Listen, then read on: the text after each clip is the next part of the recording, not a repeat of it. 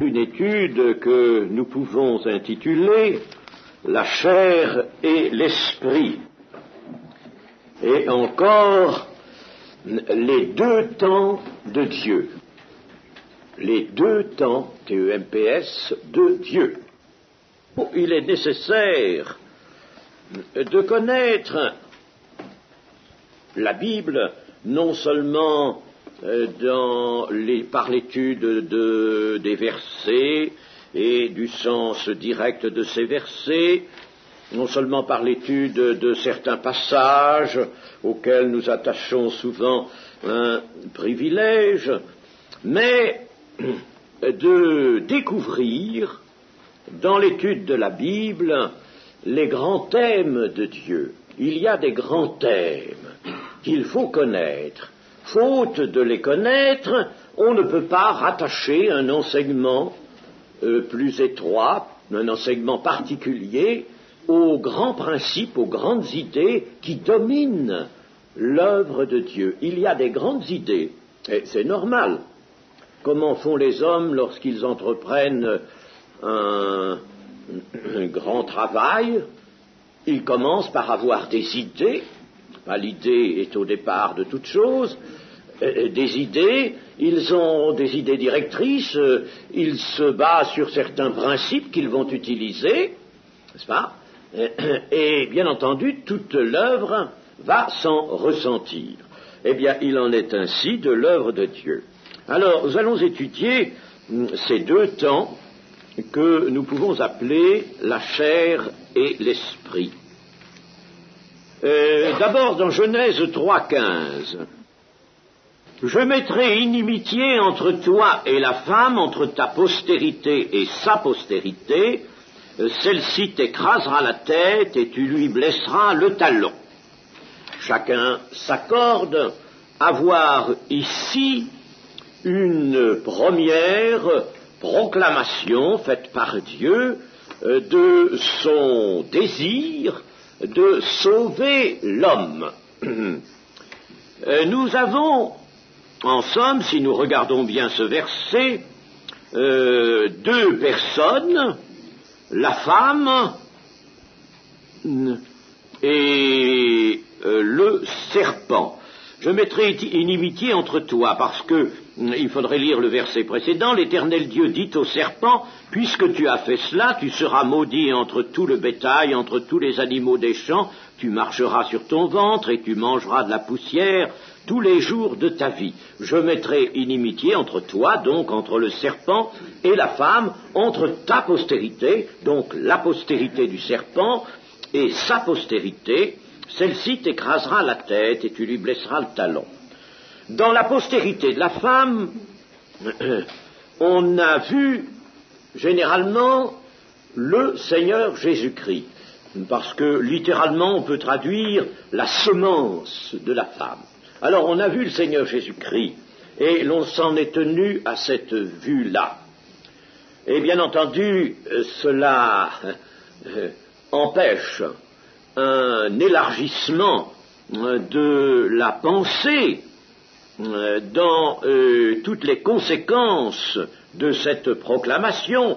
Si je vois le Seigneur Jésus, je dis alors la femme c'est Marie, alors la Vierge Marie, la semence de la femme c'est la Vierge Marie, et par conséquent, n'est-ce pas, je vois que cette postérité, cette semence, c'est-à-dire le Seigneur Jésus, écrasera la tête du serpent et tu lui blesseras le talon. Mais ce n'est pas cela, n'est-ce pas? Il y a balance entre deux termes, postérité du serpent et postérité de la femme. Et la postérité du serpent, ce sont des hommes qui sont assujettis à Satan et qui vivront dans cette soumission à Satan. La postérité de la femme, c'est également une branche de l'humanité, c'est un ensemble d'hommes, n'est-ce pas, qui prendra non plus tard de la postérité d'Abraham, c'est la postérité qui sera bénie, et au milieu de cette postérité viendra le Seigneur Jésus. Mais le Seigneur Jésus n'est jamais tout seul. Jamais tout seul. Je vous ai dit que dans l'Église, n'est-ce pas, le Seigneur Jésus, lui, occupe la tête, mais la tête n'est pas sans le corps. Et le corps et la tête sont appelés, dans 1 Corinthiens 12, Christ. Ainsi en est-il de Christ, n'est-ce pas? Lorsque l'apôtre Paul a parlé d'un corps avec des membres, ainsi en est-il de Christ, c'est-à-dire du corps et de la tête.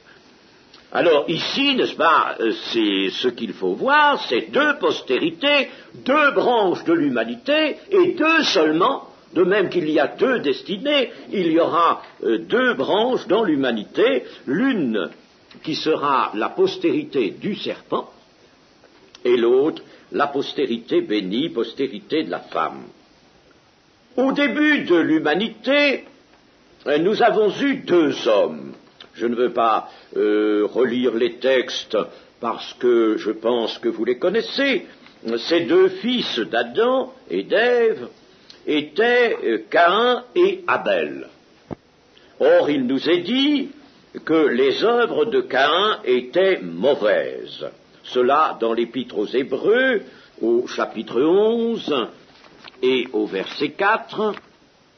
C'est par la foi qu'Abel offrit à Dieu un sacrifice plus excellent que celui de Caïn, c'est par elle qu'il fut déclaré juste, Dieu approuvant ses offrandes, et c'est par elle qu'il parle encore, quoique mort. Tandis que dans 1 Jean 3, 11, car ce qui vous a été annoncé, ce que vous avez entendu dès le commencement, c'est que nous devons nous aimer les uns les autres, et ne pas ressembler à Caïn, qui était du malin. Caïn était du malin, et qui tua son frère, et pourquoi le tua-t-il? Parce que ses œuvres étaient mauvaises, et que celles de son frère étaient justes. Voilà donc ce qui différencie ces deux fils. Les œuvres de Caïn étaient mauvaises. Et comment étaient-elles mauvaises? Eh bien, d'abord, lui, il n'a aucun souci de faire agir ce qui vraiment s'appelle la foi du cœur. La connaissance de Dieu, la connaissance de l'existence de Dieu, disons, l'un et l'autre fils l'avaient, car ils tenaient un témoignage direct de leurs parents, et qui pouvaient dire « Nous avons vu Dieu, nous étions en présence de Dieu dans le jardin d'Éden », avant que certaines circonstances, appelées la chute, ne se produisent. Donc Caïn savait que Dieu existait, la preuve c'est qu'il veut lui offrir une offrande, tout comme le fera son frère Abel. Mais il décide lui-même de la nature des offrandes. Voilà où ça ne va plus. Il décide lui-même. Il est cultivateur, il récolte de beaux fruits, il est habile à cet art nouveau, pour l'homme évidemment, de la culture, et il a de beaux fruits, de belles récoltes, alors il va prendre ces récoltes et les offrir à Dieu. Et il veut obliger Dieu à accepter son choix. Et quand il s'aperçoit que Dieu détourne son regard de son offrande pour porter un regard favorable sur celle de son frère Abel, alors il est irrité, son visage est abattu, il n'est pas content. Voilà ce qui fait que les œuvres de Caïn étaient mauvaises, et l'on peut dire qu'il y a là, hélas, un type qui va nous montrer ce que sera toute la postérité du serpent. Il était du malin, il était du serpent. Ce que sera la postérité du serpent, ce qui va la caractériser, c'est que l'homme décidera lui-même, et qu'il croit à l'existence de Dieu ou qu'il ne croit pas, cela n'est pas l'important, mais il va décider lui-même de sa voie, de son comportement. S'il est religieux et s'il admet l'existence de Dieu, eh bien, il va avoir ses pratiques religieuses, il va les faire comme il voudra, il ne consultera pas la Sainte Écriture pour savoir si sa piété est bien de celle qui plaît à Dieu, il va, n'est-ce pas, lui donner cela, et il faut que Dieu agrée ce que lui, homme, a décidé de donner à Dieu. Et voilà, n'est-ce pas, la tragique erreur. Voilà l'erreur. Dieu, on ne peut pas imposer à Dieu la volonté de l'homme, le choix de l'homme. C'est le contraire qui doit se faire. Maudit est l'homme qui se confie en lui-même, béni est l'homme qui se confie en l'Éternel. C'est donc une chose qui se reproduira de siècle en siècle, n'est-ce pas? Il y aura des hommes qui voudront imposer à Dieu leur propre choix. Ils auront décidé quelque chose, ils auront établi des formes religieuses, une certaine piété, et bien voilà ce qu'ils donneront à Dieu, et ils ne seront pas contents s'ils voient que Dieu ne leur est pas favorable. Quant à Abel, lui, il marche selon l'esprit parce qu'il fait agir la foi. Et il sait ce qui plaît à l'Éternel. Comment a-t-il fait? L'Épître aux Hébreux nous dit « C'est par la foi qu'Abel offrit à Dieu un sacrifice plus excellent, meilleur que celui de Caïn, et c'est par elle qu'il fut déclaré juste. » Par la foi, il trouve le vrai chemin, il trouve ce qui est agréable à Dieu, il le découvre. Comment cela lui a-t-il été dit? Nous le savons, dans son cœur peut-être, n'est-ce pas? Ou tout autrement, Dieu a tant de moyens, mais dans son cœur, il y a toujours une réponse à la foi de quelqu'un, la foi sincère, une foi ardente, qui se tourne vers Dieu, il y a toujours une réponse. Et c'est ça, la marche selon l'esprit, dont parle d'ailleurs l'apôtre Paul. C'est par la foi que cela se fera, n'est-ce pas? C'est en suivant les options de la foi du cœur, qui ne s'embarrasse pas des choses qu'on peut dire de côté et d'autre, qui ne s'embarrasse pas de ce qui est établi d'avance, non, qui regarde à Dieu et qui s'informe pour savoir quelle est la volonté de Dieu et qui n'a cesse d'accomplir cette volonté. Voilà la foi. Et voilà la marche selon l'esprit. Mais voici qu'une mort survient, Abel est tué, Dieu se donne un autre fils en remplacement d'Abel qui se nomme Seth. Seth qui signifie à la place de. Alors, voici que se forment maintenant les deux postérités annoncées. Elles se forment. Ce sera d'un côté la descendance de Caïn, de l'autre côté la descendance de Seth. Puis, plus tard, nous allons alors de l'autre côté du déluge, la postérité du serpent comprendra à peu près l'ensemble des nations qui recommencent après le déluge à se corrompre, et du côté de la postérité de la femme, nous trouverons Abraham et sa descendance, le peuple d'Israël, même pas dans son entier toujours, notez, mais enfin, là, n'est-ce pas, se trouvera la descendance, ou plutôt la postérité de la femme, dans la descendance d'Abraham. N'oublions pas qu'Abraham n'était pas en plusieurs exemplaires. Lui seul, je l'ai choisi, il n'y en avait pas d'autres. Et c'est de justesse encore que Dieu, assez longtemps après le déluge, rattrape cette humanité. C'est de justesse, parce que même le père ou les pères d'Abraham se livraient à l'idolâtrie. Alors ils étaient loin, n'est-ce pas, de pouvoir entrer dans la postérité de la femme, la postérité bénie. Voilà donc deux temps. Nous voyons, n'est-ce pas, tout de suite après Adam et Ève, deux temps, deux fils, deux temps. Un fils, Caïn, qui marche selon la chair, hein, et l'autre qui marche selon l'esprit parce qu'il est guidé par la foi. Et nous voyons que deux postérités vont se former en partant de ces deux fils.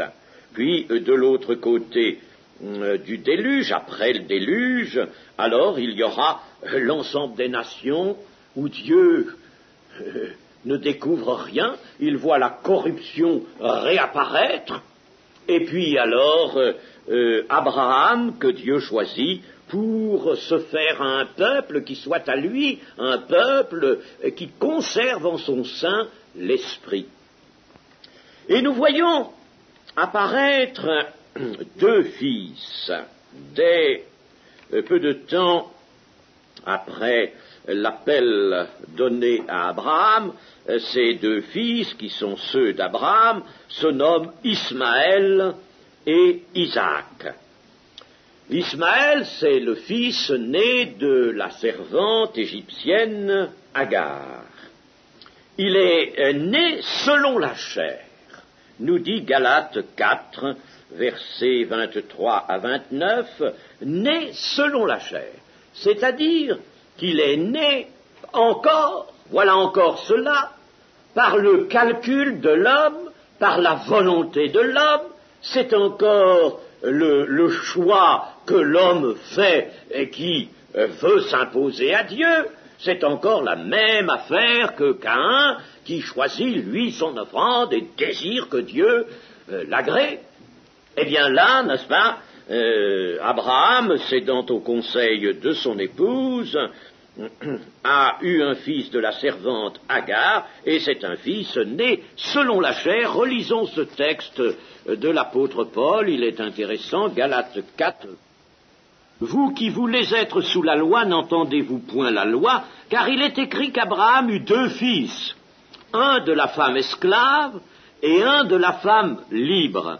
Mais celui de l'esclave naquit selon la chair, et celui de la femme libre naquit en vertu de la promesse. Ces choses sont allégoriques, car ces femmes sont deux alliances. L'une du mont Sinaï enfantant pour la servitude, c'est Agar, car Agar c'est le mont Sinaï en Arabie, et elle correspond à la Jérusalem actuelle qui est dans la servitude avec ses enfants. Mais la Jérusalem d'en haut est libre, c'est notre mère, car il est écrit « Réjouis-toi, stérile, toi qui n'enfantes point.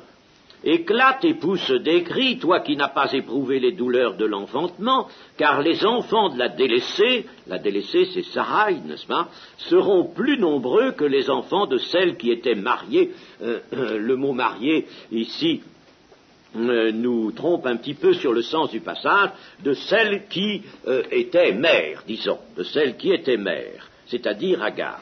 Pour vous, frères, comme Isaac, vous êtes enfants de la promesse, et de même qu'alors, celui qui était né selon la chair, c'est Ismaël, persécutait celui qui était né selon l'esprit, c'est Isaac, ainsi en est-il encore maintenant. Vous voyez, n'est-ce pas, deux fils, l'un né selon la chair, le calcul de l'homme, il se donne un fils, le fils de la promesse, et alors Abraham lui-même, n'est-ce pas, est tombé dans cette erreur, il voulait que Dieu le fasse héritier, non seulement de ses grands biens, de ses troupeaux, de ses serviteurs, mais héritier des promesses, bien sûr, et Dieu refusera, tandis que l'autre, c'est Dieu qui le donne, Isaac, il est né selon l'esprit, c'est-à-dire selon la volonté de Dieu. Les conséquences, donc, de cette erreur d'Abraham ont été que Dieu va repousser Ismaël et considérer Isaac même comme un fils unique. Lorsque Dieu appelle Abraham pour lui demander d'offrir son fils en holocauste, il lui dit « ton aimé, ton fils unique ». Dieu sait bien que Ismaël existe, il a pris des dispositions pour lui. Mais non, il considère Isaac comme le fils unique parce que c'est le seul qui soit né selon l'esprit. Alors, naturellement, des désordres sont engendrés, il y a des désaccords qui apparaissent, nous l'avons vu, entre les deux enfants. Ismaël persécute Isaac, ils ont été un temps ensemble, et puis dans le foyer même d'Abraham, il y a des désordres. La servante Agar se fait vraiment désagréable à l'égard de Sarai. Parce que la chair ne peut pas contribuer à l'accomplissement des desseins de Dieu, et parce que lorsque la chair est intervenue, il ne peut pas y avoir de paix. Et il faut savoir cela, comprendre cela, c'est un des grands thèmes bibliques. La chair, c'est donc nous qui décidons, c'est l'homme qui décide à la place de Dieu. Voilà la chair.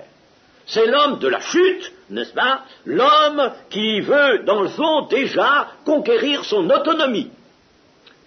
C'est l'homme qui a répondu oui à la parole du serpent. Voilà l'homme de la chair, la chair. Tout ce que la chair fait, tout ce qu'elle décide, n'est-ce pas, toute entreprise de la chair est vouée à l'échec et détermine des conséquences effrayantes, souvent, effrayantes. Regardez Ismaël. Ismaël a eu une descendance, Dieu lui a donné 12 fils comme il donnera à Jacob, n'est-ce pas? Il lui a donné des fils et il lui a dit, bien, de toi aussi, puisque tu es né, eh bien, viendra une postérité nombreuse. Mais cette postérité, Dieu l'annonce, n'est-ce pas, tournera toujours sa main contre son frère, contre l'autre, contre la postérité d'Isaac. Il y aura toujours inimitié entre la chair et l'esprit. Et alors, toutes ces populations arabes ne sont pas toutes descendants, bien entendu, d'Ismaël. Ben, il y a certainement, c'est difficile à discerner aujourd'hui, mais en tout cas, n'est-ce pas, les populations arabes se recommandent d'Ismaël. Et ça, bien des Arabes, des musulmans me l'ont dit, ils se recommandent d'Ismaël. Et ils vont même vous dire, s'ils ont un peu de connaissance, que Isaac est un usurpateur. C'est le second fils. L'aîné, c'est bien Ismaël. N'est-ce pas? Et la chair est là. Et ce qui a fait, n'est-ce pas, l'agressivité en des temps.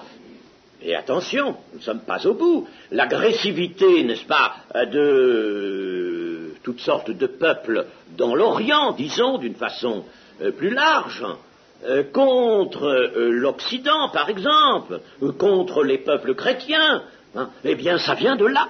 Ça vient de cette erreur d'Abraham. Voyez les conséquences effrayantes. Conséquences effrayantes de la chute en Éden et conséquences de toute liberté, de toute participation abandonnée à la chair, c'est-à-dire à l'homme naturel voulant décider lui-même. Voilà la chair. L'homme avec sa volonté propre. Isaac, lui, remarquez-le bien, va passer par une sorte de résurrection. Il ne va pas mourir comme Abel et être remplacé par un autre, mais il va passer par une sorte de résurrection. Lisons Hébreux 11, 19.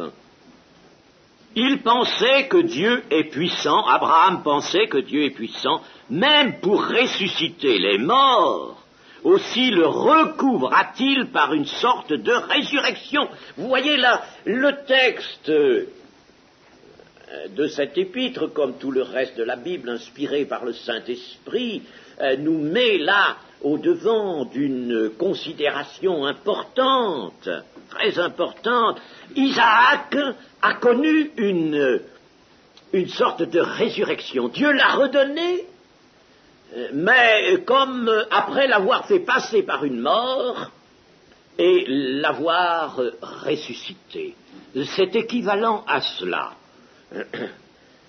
Et Isaac est donc venu le second. Remarquez une chose, Caïn est le premier fils, c'est le fils de la chair.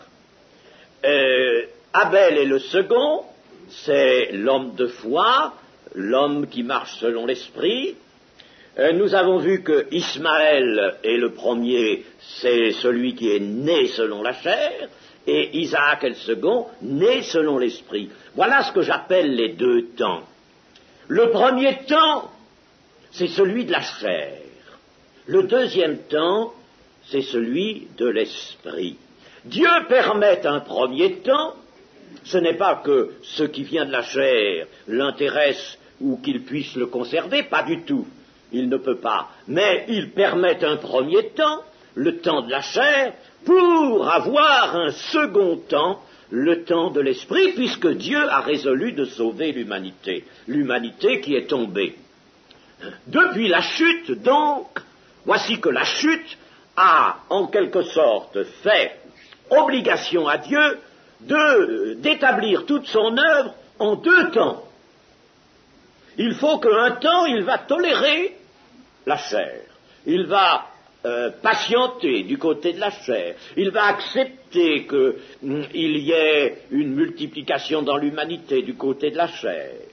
Mais lui, il va apporter le deuxième temps qui sera alors la marche selon l'esprit, marche selon la volonté de Dieu, et cela par la foi.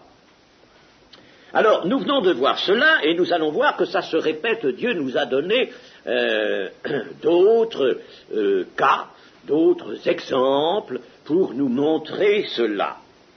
Nous avons les deux fils jumeaux d'Isaac, qui s'appellent Ésaü et Jacob. Je ne vais pas m'étendre longtemps là-dessus, parce que nous en avons parlé dans l'étude de la Genèse, mais si nous prenons le prophète Malachie, au chapitre 1, et au verset 1, nous lisons ceci. Oracle, parole de l'Éternel à Israël par Malachie.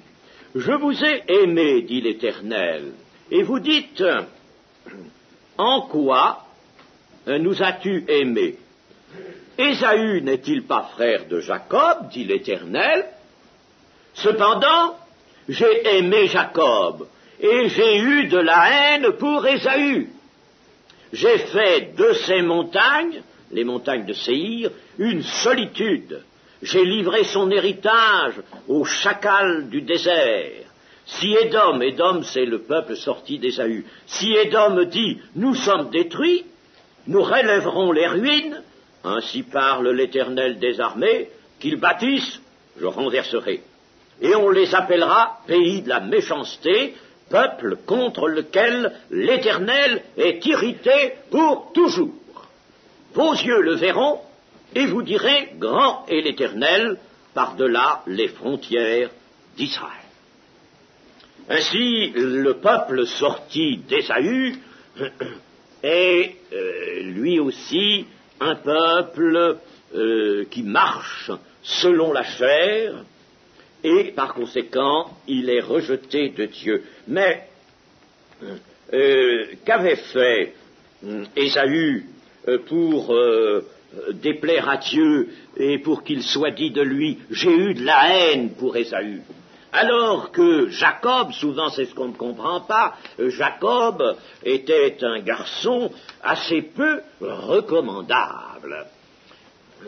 C'était un homme, comme son nom l'indique d'ailleurs, Jacob signifie saisir le talon. Et ensuite, saisir le talon, ça voulait signifier supplanter quelqu'un. C'est comme, n'est-ce pas, dans le sein de sa mère, n'est-ce pas, Ésaü sortait le premier, mais Jacob voulait lui saisir le talon, c'est-à-dire lui dire, attends un petit peu, que je passe avant toi, n'est-ce pas? Eh bien, c'est resté ainsi, Jacob a le sens de supplanteur, alors que textuellement, littéralement, cela veut dire saisir le talon. Eh bien, qu'avait fait Ésaü? Vous le savez, il avait mangé des lentilles. Ce n'est pas mal en soi de manger des lentilles. C'est surtout qu'il avait choisi, de préférence, lui aussi il avait fait un choix, le choix de la chair. Il choisit le plat de lentilles, évidemment il rentre de la chasse fatigué, c'est un homme qui fait des grands exploits. Au dehors, il y avait tellement de chasse à entreprendre de ce temps, et il revenait toujours avec un magnifique gibier, mais il était très fatigué, et il sent sous la tente où il arrive là, un fumet qui lui chatouille agréablement les narines et puis qui excite son appétit. Son frère avait préparé un roux, un bon plat de lentilles. Et alors, il lui dit, donne-moi de ce plat.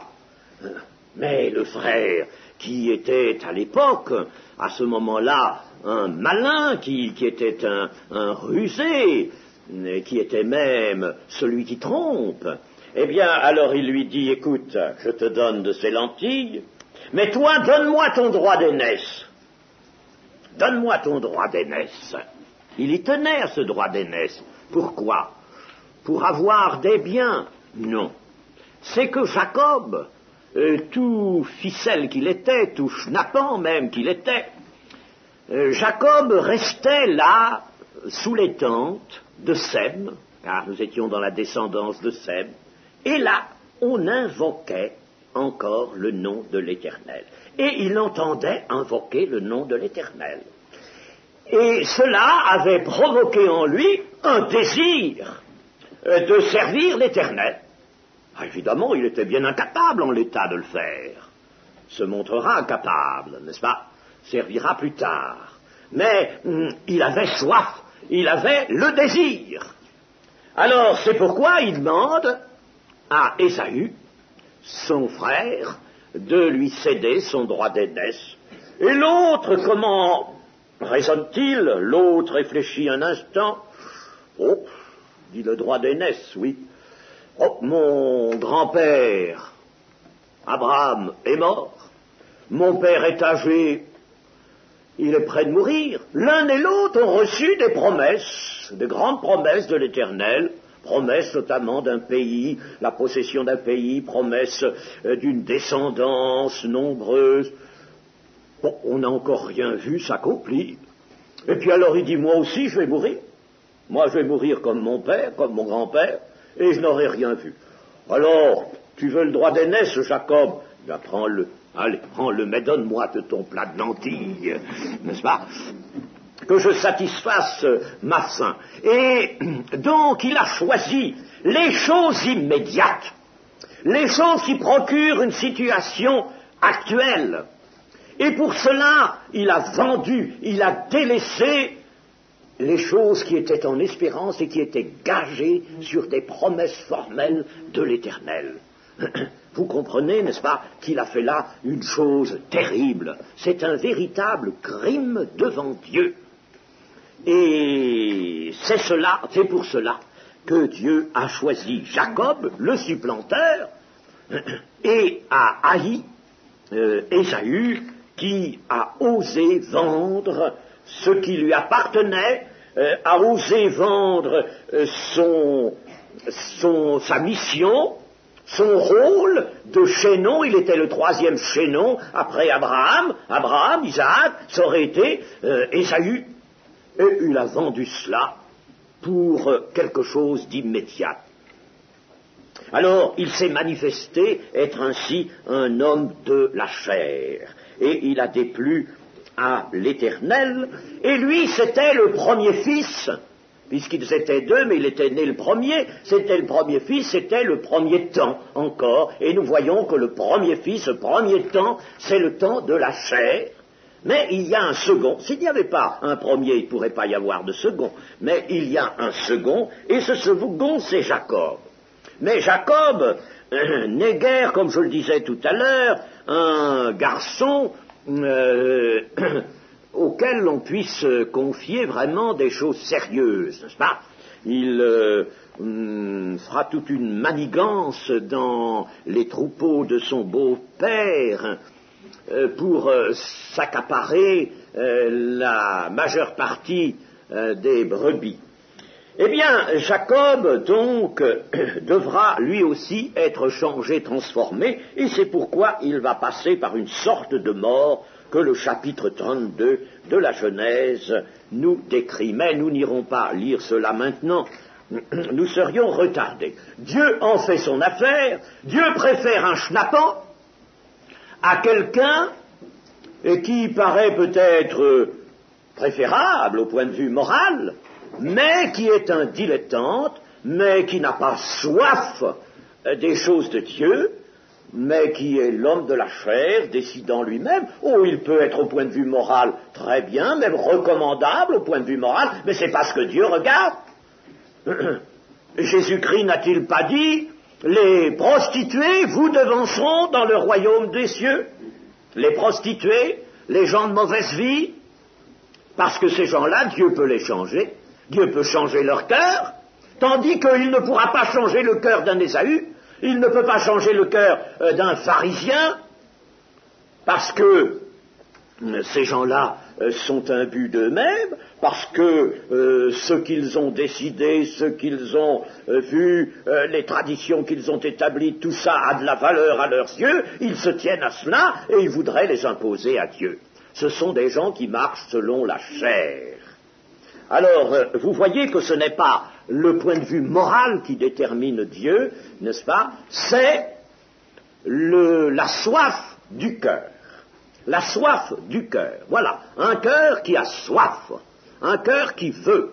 Alors, ce cœur-là plaît à Dieu et viendra le moment où Dieu le changera pour le dépouiller de sa méchanceté et de ses péchés. Alors, nous avions donc un cas, là, Ésaü et Jacob. Et il y a de grandes répercussions dans l'Ancien Testament, n'est-ce pas? Édom et Israël, ça donne deux peuples, Édom et Israël. Et puis, nous avons un autre exemple que nous avons dans la Genèse 48, au verset 13. Puis Joseph, c'est donc l'un des fils de Jacob, ce fils qui était en Égypte, et qui était le père de deux fils qui s'appellent Éphraïm et Manassé. Joseph les prit tous deux, Éphraïm de sa main droite, à la gauche d'Israël, et Manassé de sa main gauche à la droite d'Israël, et il les fit approcher de lui. Israël étendit sa main droite et posa sa tête sur la tête d'Éphraïm, qui était le plus jeune, c'était le second par conséquent, et il posa sa main gauche sur la tête de Manassé, qui était l'aîné. Ce fut avec intention qu'il posa ses mains ainsi, car Manassé était le premier-né. Voyez ce que fait Jacob, n'est-ce pas? Il croise les bras. Joseph, son fils, a mis les enfants dans le bon ordre, de façon à ce que l'aîné soit du côté de la main droite de Jacob, parce que c'est du côté de la main droite que se trouve la bénédiction qui doit revenir à l'aîné, au premier-né. Eh bien, alors Jacob, conduit par l'esprit, croise les bras, et avec sa main droite, il va chercher Éphraïm, qui était le second, et Manassé lui donne la bénédiction du second, lui qui était le premier-né, n'est-ce pas? Alors, pourquoi? Eh bien, voilà encore la même raison, voilà encore un exemple qui nous est montré. C'est Éphraïm qui est le second fils, le second temps. Manassé, le premier, est un homme que Dieu voit comme incapable de marcher selon l'esprit. Ce sera donc un homme qui marchera selon la chair, et c'est le second, Éphraïm, qui est choisi de Dieu, toujours le second, voyez, le second temps. Nous avons encore un autre exemple dans les deux rois, Saül et David. Nous pouvons lire par exemple Acte 13, 21. Les Israélites demandèrent alors un roi, et Dieu leur donna. Pendant 40 ans, Saül, fils de Kis, de la tribu de Benjamin. Puis, l'ayant rejeté, il leur suscita pour roi David, auquel il a rendu ce témoignage. J'ai trouvé David, fils d'Isaïe, homme selon mon cœur, qui accomplira toutes mes volontés. Voilà, le premier, c'est un homme qui marche selon la chair. Il accomplit, paraît vouloir accomplir la volonté de Dieu, mais en réalité, c'est sa volonté qu'il accomplit. Il n'a pas vraiment à cœur l'accomplissement de la volonté de Dieu. Quand il va en guerre contre Amalek, qui est un ennemi à toujours de Dieu, alors il le bat, c'est vrai, mais il devait dévouer tout le peuple, et par conséquent tous les animaux, par interdit, n'est-ce pas? Mais voici qu'il ramène Agag, le roi d'Amalek, et puis il ramène aussi, il laisse le peuple ramener des brebis, et quand le prophète Samuel revient, il entend des bêlements. Qu'est-ce que c'est que ces bêlements-là? D'où ça vient, ça? Qu'est-ce qu'il y a là à côté?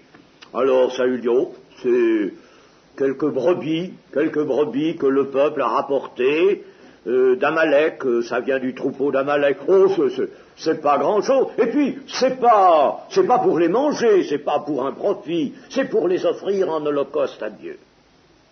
Alors là, n'est-ce pas, Samuel se sent courroucé et annonce au roi qu'il sera rejeté, parce qu'il n'a pas su faire la volonté de Dieu. Alors, Saül essaie bien de se défendre, mais oui, tout de même, j'ai fait la volonté de Dieu, tu vois bien. Non, tu n'as pas fait la volonté de Dieu, qui te disait de détruire tout par interdit, et tu en rapportes une partie, et encore ce que tu as pris à l'ennemi de Dieu, tu veux l'offrir comme offrande à Dieu? Voilà ce que tu veux faire? Allez prendre des choses à Satan pour les offrir à Dieu, et vous verrez un petit peu ce que l'Esprit dira. N'est-ce pas? Quand on offre quelque chose à Dieu, il faut que ça vienne d'un cœur régénéré.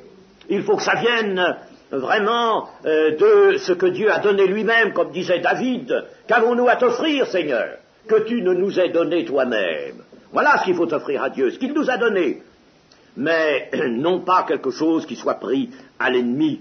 Alors voyez que Saül n'avait pas du tout la vue sur les choses de l'esprit. Il ne comprenait rien aux choses de l'esprit. Il accomplissait en gros, mais pas jusqu'au bout. Attention, chers amis, que le Seigneur désire que nous accomplissions jusqu'au bout. Nous pouvons avoir, par exemple, balayé, n'est-ce pas, cette pièce, si Dieu nous a dit de la balayer, et puis laisser juste un petit coin sans l'avoir balayé, c'est comme si nous n'avions rien fait. C'est comme si nous n'avions rien fait. Ce qu'il faut faire, que Dieu nous demande de faire, il faut le faire complètement, entièrement. Si l'on a quelque chose à détruire en soi, par la foi, mais il faut le détruire complètement, il ne faut pas laisser un petit morceau. Il ne faut pas garder quelque chose. Alors, là, vous voyons encore un exemple, n'est-ce pas? Le premier temps, le roi que Dieu l'avait donné, ce roi, Saül. Le peuple avait demandé un roi. Il lui avait donné un grand bonhomme, n'est-ce pas, qui dépassait d'une tête tout le monde. C'était un athlète. Ça faisait impression. Le peuple était content avec ça, oui. Mais ça répondait exactement au vœu du peuple, qui était un vœu de la chair. Alors Dieu lui donne un roi qui marchera selon la chair. Et alors cet homme est incapable. C'est le premier temps. Dieu permet ce premier temps, mais il y a un deuxième temps. David. Alors David, c'est un homme selon le cœur de Dieu qui accomplira les volontés de Dieu. Et puis, nous arrivons maintenant à mieux discerner ces deux temps dans le dessein de Dieu, de façon plus large. C'est que nous voyons en effet qu'il y a deux alliances tout à fait particulières. Il y a eu des alliances, il y en a 5 grandes alliances en tout. Mais il y a 2 alliances tout à fait particulières qui sont celle qu'on appelle l'ancienne alliance et celle qu'on appelle la nouvelle alliance. Et l'ancienne alliance, c'est l'alliance que Dieu avait conclue par Moïse avec le peuple d'Israël. Elle était utile, c'était bien une initiative de Dieu, n'est-ce pas? Dieu avait conclu, mais il y avait, comme le dit l'Épître aux Hébreux, dans cette alliance, des ordonnances charnelles. C'était un premier temps, ce temps était nécessaire, mais c'était un premier temps. Et là, on verra encore, malgré tout, dans ce peuple d'Israël qui est soumis à la garde de la loi, on verra toujours réapparaître cette poussée de la chair, ces velléités de la chair, de choisir le peuple d'Israël, par exemple, dans le désert, alors que Moïse est absent, ça fait presque 40 jours qu'il est là, parti, on ne sait pas ce qu'il est devenu, nous ne savons pas ce qu'il est devenu, il nous a quittés, ce Moïse. Alors on va dire à Aaron, dis, fais-nous un Dieu qui marche avec nous. Tu vas nous faire un veau d'or. C'est pas comment d'ailleurs Aaron a pu accepter une affaire comme ça. Mais enfin, n'est-ce pas, il a fait ce veau d'or. Le peuple demande ça, voyez, toujours, n'est-ce pas, les velléités de la chair. Nous allons décider, nous, de notre Dieu. Et c'est le principe de toute l'idolâtrie. L'idolâtrie, c'est ça. L'homme décide quel est son Dieu. Il veut un Dieu qui se soit donné à lui. Et, chers amis, dans notre société savante, intellectuelle, notre société qui, dit-on, est très éclairée, celle de la haute culture d'aujourd'hui, qu'est-ce que nous voyons? Eh bien que l'homme veut se donner son Dieu, et en définitive, il s'est dit, pourquoi aller chercher un Dieu par ici, un Dieu par là, mais j'en ai un qui est bien meilleur que tout, c'est moi. Et Dieu, c'est moi. Et l'homme a fait de lui-même son propre Dieu. Je le rappelle quelquefois, grande exposition d'il y a quelques années à Montréal, s'intitulait « La cité de l'homme-Dieu ». La cité de l'homme-Dieu. Il ne s'agissait pas de Jésus-Christ, il s'agissait de l'homme. L'homme qui se fait Dieu, n'est-ce pas? Tandis que Dieu, lui, n'est-ce pas, nous donne quelqu'un qui est Dieu et qui se fait homme. C'est pas la même chose. Tandis que l'homme, lui, se fait Dieu. Vous voyez, n'est-ce pas, que c'est toujours le même principe, toujours la même idée, toujours, n'est-ce pas, le même sentier, le même principe de révolte, de rébellion, décider soi-même. Alors, il y a l'ancienne alliance, et qui va faire place à la nouvelle alliance. L'ancienne alliance était donc celle des ordonnances charnelles, comme dit l'Épître aux Hébreux. Elle ne pouvait rien amener à la perfection, nous est-il dit, n'est-ce pas? Elle était nécessaire pour garder une fraction de l'humanité dans laquelle le Sauveur pourrait venir et à laquelle une autre alliance plus excellente serait apportée, et l'autre alliance, annoncée par Jérémie, est venue, c'est ce que nous appelons la nouvelle alliance, l'alliance fondée sur le sang du Seigneur, et cette alliance, elle, permet une marche selon l'Esprit, une marche, c'est le deuxième temps, un premier temps, un deuxième temps. Et puis, dans sa démonstration, ajoutons encore ceci, c'est que dans sa démonstration de 1 Corinthiens 15, 45 à 57, l'apôtre Paul nous parle du premier Adam, le premier Adam, celui qui est sorti des mains du Créateur et qui a péché en Éden, et puis alors le second Adam. Et le second Adam, c'est Jésus-Christ, l'homme qui descend du ciel, l'homme céleste. Toujours la même chose, un premier temps et un deuxième temps. Et cela, Dieu le voyait dès avant la fondation du monde, puisqu'il nous avait élus avant la fondation du monde en Jésus-Christ. Il voyait le premier Adam, il voyait le deuxième Adam, le second Adam et dernier, n'est-ce pas, un premier temps, un deuxième temps. Le premier temps, c'est celui de la chair. Le premier Adam qui préfère, qui choisit, toujours un choix, un mauvais choix. Il choisit la parole du serpent, laissant celle de Dieu. Tandis que le deuxième Adam, lui, il va se trouver aussi devant le serpent.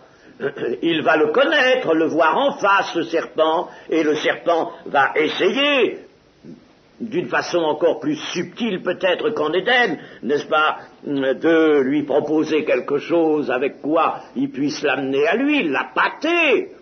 Mais le deuxième Adam, lui, choisit son Dieu, choisit la parole de Dieu, et par conséquent, lui, c'est la marche selon l'esprit, et le premier, c'était la marche selon la chair.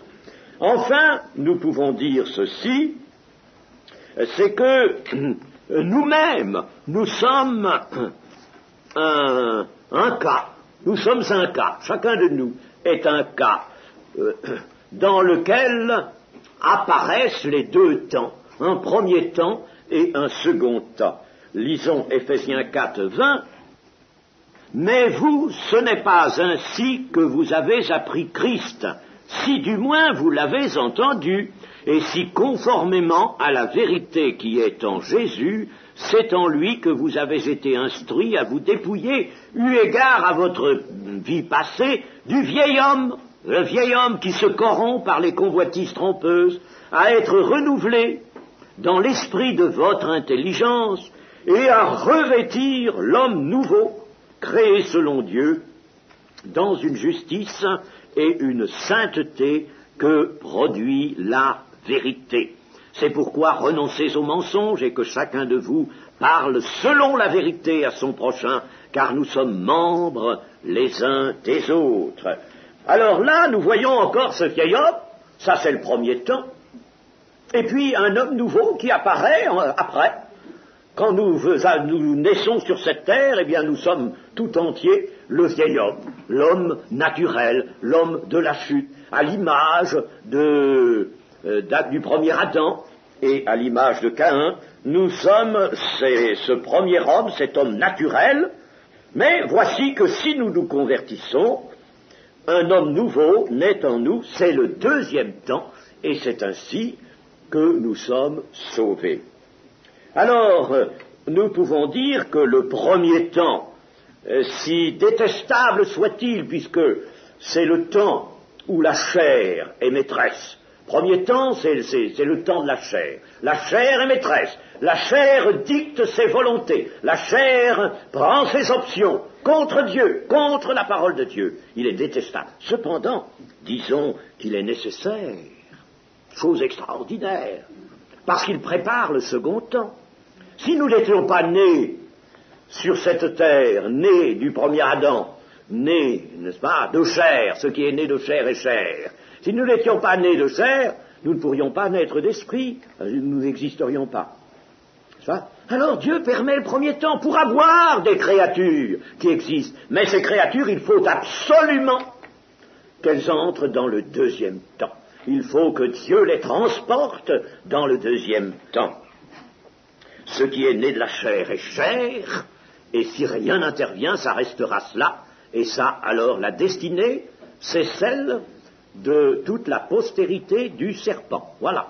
Nous prendrons rang dans la postérité du serpent. Ce qui est né de la chair est chair.